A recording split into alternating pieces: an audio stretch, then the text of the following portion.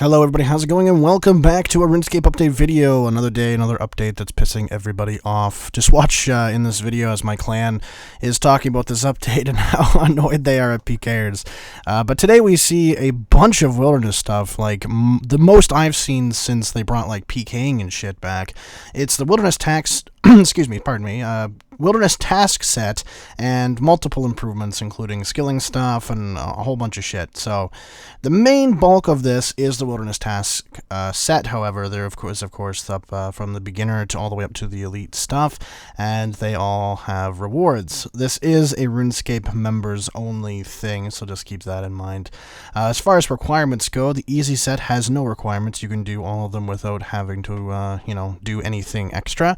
Later task sets, of course, will have increasingly high requirements, and there is a full detail of what you need on the Adventures interface under the Achievements tab. So just keep that in mind. Kind of do what you can, I guess, and get the requirements for what you can't if you really need to complete that. If you need this now to get your completionist capes and stuff, I'm so sorry. Have fun. Good luck. You're going to be PK'd pretty hard, probably. Yeah, so just keep in mind too that worlds like World 52 are probably going to be a good option and stuff like that for your wilderness task set.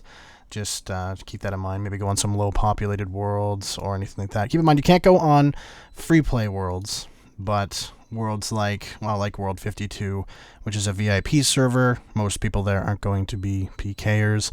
Some of the legacy servers and stuff as well are probably going to be a bit easier on you because you kind of know what you're up against. With people that are going to have, PK bars and stuff like that, and EOC worlds are probably going to give you some issues. So, just keep that in mind. But anyway, the update itself looks interesting. Of course, there are rewards.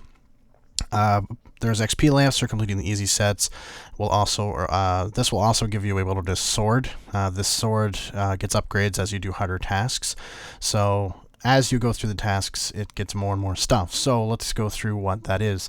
So if you complete the easy tasks, so the tier 1, the beginner stuff, you get free teleports to the Wilderness Herb Patch and Edgeville, and it also locates the Wildy Worm when it is active in the world you are currently on. So if you like to kill the Wildy Worm, and Jagex here is trying to revive some dead content, or, if you are slaying the lava strike worms, you can also kind of see if there's a wildy worm around, because if there is a wildy worm around, there's probably going to be more chance of you getting killed by somebody, especially now that people can locate it and tell if it's on this world or not. So just keep that in mind if you're doing a lava strike worms task or just killing lava strike worms because you want to for searing ashes or whatever.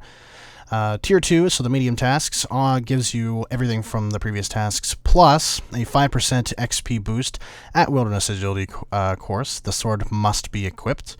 Improved pickpocket rates at rogues. Teleports you as well to the 4 and 3 dungeon, where all the revs and stuff are. So that's kind of cool. Tier 3 gives you everything from before, plus provides an air obelisk shortcut. Quick, that's interesting, actually. How much of a shortcut? Does it a teleport? Is it like what? How does it? I'm curious how that's going to affect air obelisks and the training with those and air orb prices and stuff. Anyway, quick teleports to the Wilderness Lodestone if you don't have like 10 billion Viswax like everybody else. Access to the item Unnoter at the Chaos Altar. No disease at the Wilderness Herb Patch at all. Choice of destination at the Wilderness Obelisk, so it's not random anymore, which is kind of nice, actually. A chance to teleport to the center of the Abyss. The sword must be equipped for this as well. Tier 4 Elite Tasks. You get everything from before, plus 1 free daily teleport to the Warband's camp of your choice. Lava strike worms drop noted ashes. Sword must be equipped or in your inventory. So that's going to make lava strike worms a bit packed and probably drop the price of searing ashes maybe a little bit. Free teleports to the Wilderness Agility course. That's kind of nice. Improved drop weight for ancient warrior equipment in 4th and Redungeon. Team Cape gives the effects of avid devices. That's interesting, actually. And that is it. So judging from this, lava strike worms are going to be absolutely shit for a while because they're going to be riddled with both people and PKers alike. Same with the Wilderness Agility course. I am very sorry to anybody that is trying to train agility right now. That's going to be an absolute bummer. People are going to be PKing you like crazy just to kill you, even if you have fuck all on you. Yeah, so I'm sorry to hear that. That's very unfortunate. You can claim all the rewards from the following taskmasters. Easy tasks you can collect from Mr. X in Edgeville. Medium from Mandrith at the Edgeville Bank. Hard tasks at Curicus, I don't even know how to pronounce his name, on the Wilderness Wall between Edgeville and the Grand Exchange. And elite tasks from Colodian, oh my god, the Mage Arena guy. So, yeah, good luck to you poor sons of bitches. Wilderness improvements, there is other stuff that has gone as well, including improved wilderness skilling. So they've essentially revitalized a whole bunch of shit. So let's go through it all. There is Cursed Divination Wisps now. So you visit this Sword of a Dix, that's where it is. It's an interesting name. And catch Cursed Wisps. The Wisps are essentially the same as the Oriana runecrafting altar. They offer different XP rates depending on your divination level, so anybody can actually use these, but your XP rates will change over time, so just keep that in mind. Also, memories that are caught there that are converted to energies, so the energy itself can be weaved into any of the standard energies provided you have the divination level to harvest them.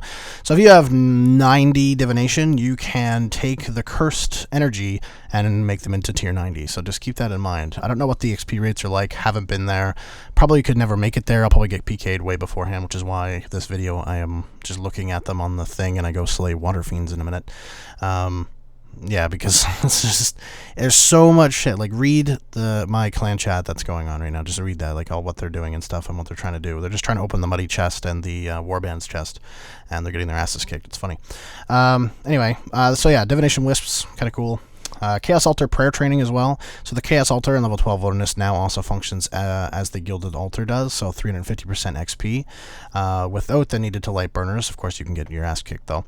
After completing the hard tier of Wilderness tasks, there's a friendly NPC unnoter there as well, so that's interesting. You can bring like a bunch of noted bones. So essentially, if you don't get your ass handed to you, it's probably the best prayer training XP, because you can literally just bring all of your noted shit and then, you know, make the guy unnote your shit. So, I mean, if you don't get PK'd, great way to train prayer. However, bringing like 50k dragon bones with you into the wilderness is probably a very bad idea.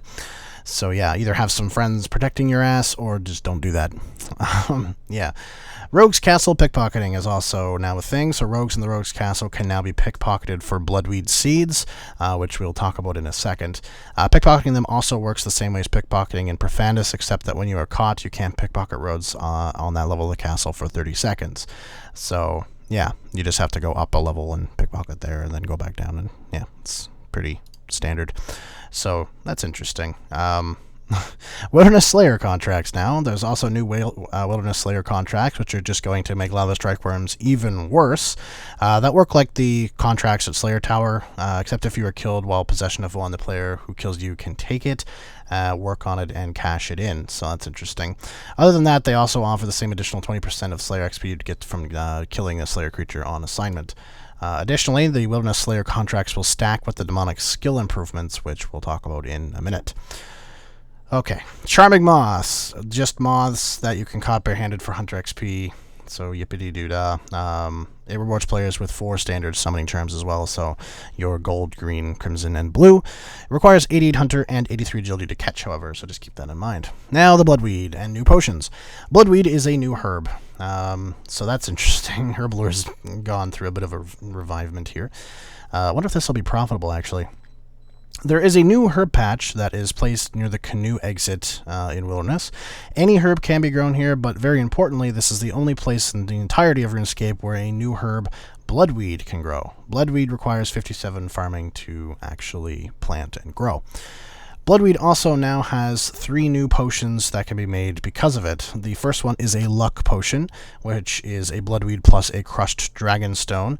Essentially what that does is gives you the effect of Ring of Wealth for 60 minutes, requires 57 herbalore to make, and is tradable.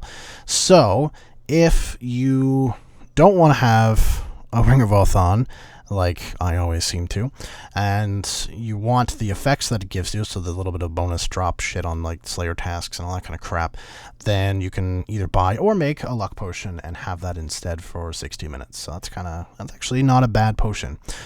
Next potion is a camouflage potion. It's Bloodweed plus a black salamander. It hides your dot on the minimap for 60 seconds to aid in sneak attacks and requires 65 her lore to make. It is untradeable, so just keep that in mind. That's going to be terrifying. And finally, the aggression potion, which, I don't know. Bloodweed and searing ashes, so it gives another use to searing ashes, so maybe the price won't drop that much. Makes all attackable NPCs aggressive to you for 6 minutes. Requires 82 Horbalore and is tradable. I'm pretty sure there's a couple of scrimshaws that do that, that are free that you can get. So I don't know how popular that one's going to be. I don't know. I don't really see the use of that last one too much. 6 minutes, NPCs aggressive towards you. I guess if you're doing, like, training and you want something to really be aggressive towards you and you want them, you know, like scythe training and stuff like that, then I guess it's kind of useful, but I don't know. There's training ways like in the Abyss or, like, other ways of training and stuff like that that people are aggressive to you anyway, so I don't know. Whatever. Other wilderness improvements include wilderness banks. All of the wilderness team cape sellers now act as banks. Note that the banks cannot be opened in combat and are closed if you get attacked. So just, yeah, keep that in mind. Also note that Richard in Edgeville and Larry in the Gamer's Grotto do not have the option to bank. So keep that in mind. Skulled Vendor and Better Bandits. There is some guy at the bandit camp, Notarazzo, who now has a stock of highly desirable stuff. The catch is he'll only trade you if you're skulled, so keep that in mind. And be aware that bandits at the bandit camp have also had their combat stats improved and have been given more powerful weapons and won't hesitate to kill you if you're skulled already. Or otherwise, because they're bandits and they hate everybody. He sells 50 of various general store tools, but his more interesting stock includes 3,000 broad arrowheads, a vial pack and water vial packs at 90% the usual store price, so a 10% discount, gold leaf, marble block, algurium thread, reinforcing plate, and the stone of binding also appear at 90% price. Bloodweed seeds are also sold by him, but he only has 5, costing 50k each. Dang. He restocks apparently at midnight. So if they're gone, they're gone. So essentially, it's gone already. If you're watching this video, I'm sorry. It's not coming back. Wilderness switches. A pair of switches have been added to the forest in the southeastern edge of Wilderness. Rack up the highest score you can by pressing one after the other as many times as possible without dying. Your exploits will be broadcast at the following press milestones: 10, 100,000, 10,000, and so on. The chain of presses ends when you are killed or you log out. Okay. Sure. Those seem kind of weird and useless, but alright. The Muddy Chest. So that chest that's at the end of the lava maze has an updated drop table now. Bloodweed seeds can be acquired there, along with random chances of getting items like dragon longswords, limpwort roots, the crystal key, and blood runes. Free-to-play players can still open the chest, but will not receive any members' objects, so no bloodweed seeds for you or dragon longswords or anything like that. And the chest will always drop 5,000 coins. So essentially, muddy keys, if you had been hoarding them, you're probably going to make a little bit of money on them because they're probably going to go up. Because they're also a requirement. You have to open a muddy chest for the Wilderness Diaries, so that actually gives some value to the muddy keys now, so congratulations. The Magic Axe Hut. Similarly, the chest in the Magic Axe Hut has been rebalanced to offer better rewards whilst maintaining its low level, so 23 thieving and a lockpick to open. Refreshed random drops include now a Rune Battle Axe, Myth Axe, Muddy Key, and Anchovy Pizzas. And finally, Demonic Skull. So purchasing and wearing the Demonic Skull from the Mage of Zamorak in the Wilderness now gives improved agility XP at the Wilderness course. Starting at level 50, this will scale up, leading to double XP at 75 and triple XP at 99. So that's kind of interesting. Slayer XP in the Wilderness, Farming XP for collecting produce, and Hunter XP at Charming Moss, and Div XP as well, gained at the Cursed Crater, are all also boosted by 20% while wearing it too. So keep that in mind. You can lose it on death though, so yeah. Good luck trying to keep that. That is it. That is all of the stuff today. Wilderness just got a huge bump into its ness. Wilderness has been pretty dead content for quite a while, so it's kind of nice to see, but at the same time, doing all of this is going to be a pain because everybody is going to try and kill you. So, whoopee. I'm going to go and get killed a whole bunch, I think. And see if I can't just do the easy task set to get the sword for the teleports and stuff, and maybe get some bloodweed stuff, I don't know, just to see it. But thank you very much for watching, guys, and I will see you all next time. Peace.